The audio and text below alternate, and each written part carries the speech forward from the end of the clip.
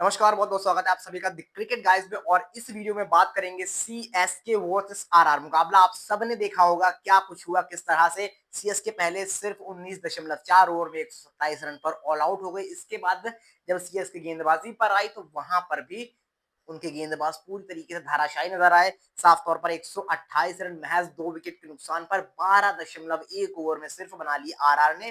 वैभव सूर्यवंशी ने सिर्फ 15 गेंदों पर 50 बनाए। लेकिन इसके बाद क्या कहने आए आ, ऋतुराज गायकवाड़, वो हार के बाद उन्होंने क्या क्या, इन सारी चीजों को लेकर बात करेंगे। आपको बताएंगे कि आखिर एग्जैक्ट वर्ड क्या है ऋतुराज गायकवाड़ के इस हार के बाद, वो आपको एक एक करके बताएंगे। तो सबसे पहले देखिए उन्होंने कहा क्या। जैसे ही वो वहां पर प्रेस कॉन्फ्रेंस में गए या पोस्ट मैच शो में गए जिसको हम कहते हैं, तो उनसे पूछा गया क्या आप फ्रस्ट्रेटेड हैं, क्या आप निराश हैं। उन्होंने कहा क्या, सच कहूं तो कुछ खास नहीं। शुरुआत में मुझे लगा कि हालात वाकई मुश्किल थे, खासकर जोफ्रा आर्चर और बर्गर का सामना करते समय। उन्होंने बेहतरीन लेंथ पर गेंदबाजी की और उसके बाद मीडियम पेसर के लिए थोड़ी मुश्किल थी। स्पिनरों को भी मदद मिल रही थी, ये साफ तौर पर उन्होंने कहा। इसके बाद उन्होंने क्या कहा, हाँ बल्लेबाजी में हम बेहतर कर सकते थे, मैच को अंत तक ले जा सकते थे, अच्छी बल्लेबाजी दिखा सकते थे, शायद 150-60 रन तक भी पहुंच सकते थे। लेकिन आजकल अच्छा स्कोर क्या होता है या कोई नहीं जानता, इसलिए बस खेलते रहना पड़ता है। तो ये कुछ कहा ऋतुराज गायकवाड़ ने। हालांकि वो यहाँ पर नहीं रुके, उन्होंने इसके बाद क्या कहा, आज का दिन थोड़ा मुश्किल वाला विकेट था, इसलिए मैं बिल्कुल निराश नहीं हूं। क्या आप टीम के तौर पर बतौर आकलन करते हैं, बस इसे भूलकर आगे बढ़ो। 3 दिन बाद हमारा एक और मैच है, यह सुनिश्चित करना है कि सभी खिलाड़ी अच्छे मूड में हो।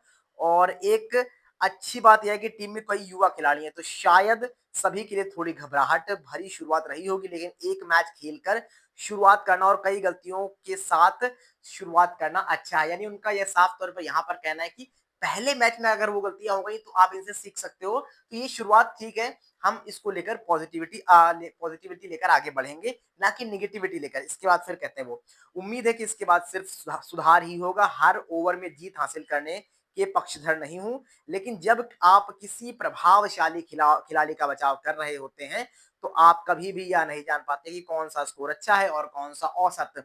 इसलिए जब आप 150, 60 या 170 रनों का बचाव कर रहे होते हैं तो अक्सर ऐसा नहीं होता कि मैच 20वें ओवर तक रोमांचक हो जाए। मतलब उनका कहना था कि अगर इस तरह के 150-60 हैं तो जरूरी नहीं कि मैच 20वें ओवर तक जाए। इस तरह के मैच आपको देखने को मिलते हैं। और एंड में उसके बाद उन्होंने कहा कि सिर्फ एक मैच की बात है।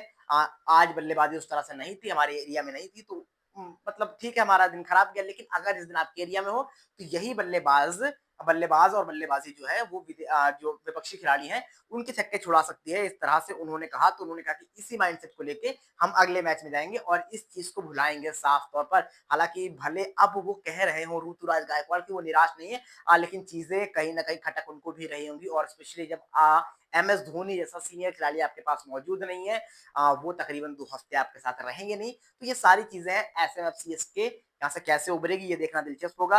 अगर हम सीएसके की बात करते हैं तो अगर 43 रन हम छोड़ दें साफ तौर पर यहाँ पर जो बनाए हैं जेमी ओवर्टन ने 36 गेंदों पर, और इसके अलावा 18 रन कार्तिक शर्मा के 15 गेंदों पे, 17 रन 12 गेंदों पे सरफराज खान के। तो उसके बाद मोबाइल नंबर नजर आता है 6 संजू सैमसन, 6 ऋतुराज गायकवाड़, आयुष मात्रे 0, मैथ्यू शॉट 2 का, शिवम दुबे 6, नूर अहमद 1, मैट हेनरी 5, अंशुल कंबोज 7। ये साफ तौर पर इनकी बल्लेबाजी रही जो आप सोच सकते हैं कितनी खराब रही है इस स्टैंडर्ड के हिसाब से। और गेंदबाजी की अगर बात करते हैं तो वहां पर भी नजारे आप देख सकते हैं। 3 ओवर में 40 मैट हेनरी ने खाए।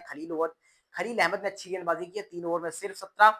इसके बाद 3 ओवर में 27 Anshul Kamboj, Noor Ahmad 2 over 24, 1 over 14 Jamie Overton, और मैथ्यू शॉट 1 गेंद 1 रन।